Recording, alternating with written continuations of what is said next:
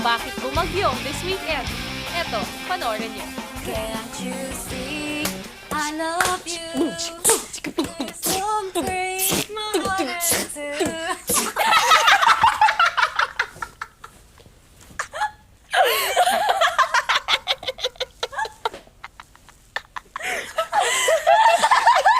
Kung liligaya ka, Kung liligaya ka sa aking sa piling ng iba, sa piling ng iba. kung ang langit mo ay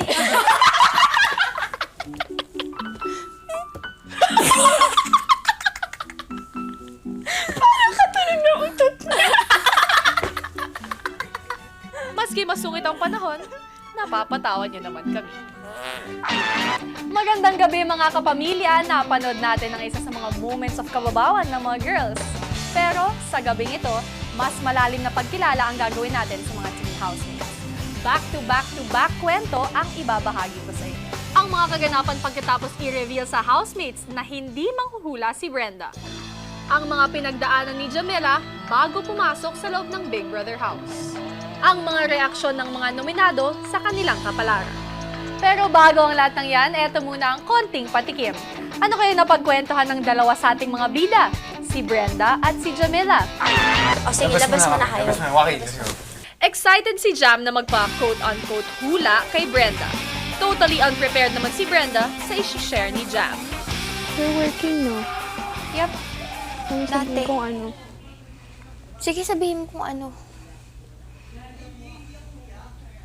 Ayaw ng mommy mo yung ano, yung trabaho mo. Ayaw na mami ko? Ayaw niya yung trabaho mo there.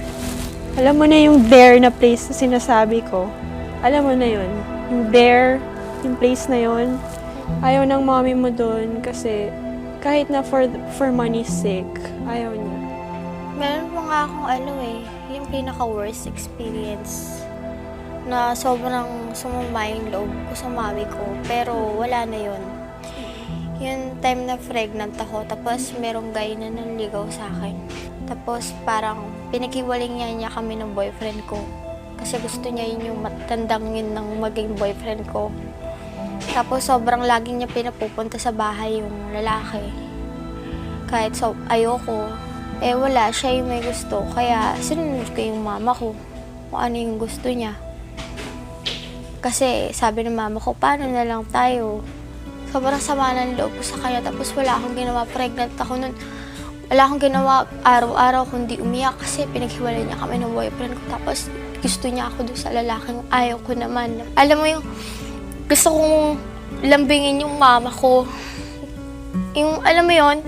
Kaso para magdaalala ko yung ginawa niya sa akin. Masama talaga ng loob ko. Diba?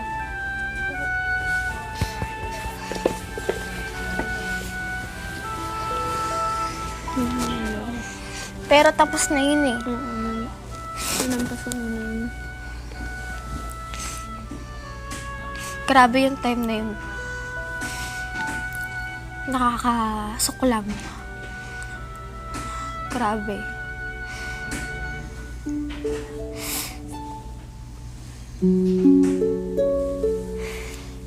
Siguro nung nalaman niya nga na pregnant ka, parang naggulo yung mundo niya. Hindi niya alam gagawin Oo, niya. naiintindihan ko siya Hindi niya alam doon. kung anong tama. o Pero mali. hindi niya inisip yung nararamdaman ko.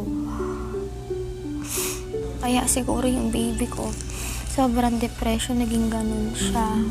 Kahit ang sakit. Yun nga, paglabas niya, meron siyang hiwa dito, tapos butas yung lalamunan niya. Di ba sabi huwag ka madedepress pag buntis kasi masama. Kasi may side effects. Oo. Wala akong ginawa kundi umiyak. Hindi ako lumalabas ng bahay. Sabi ko nga, siguro binigay talaga sa akin ni God si Miggy. Kasi kung wala si Miggy, give up talaga ako. At least meron ka ng reason to Oo. live. Kasi kung wala talaga si Miggy, sobrang wala, hindi ko alam yung gagawin talaga.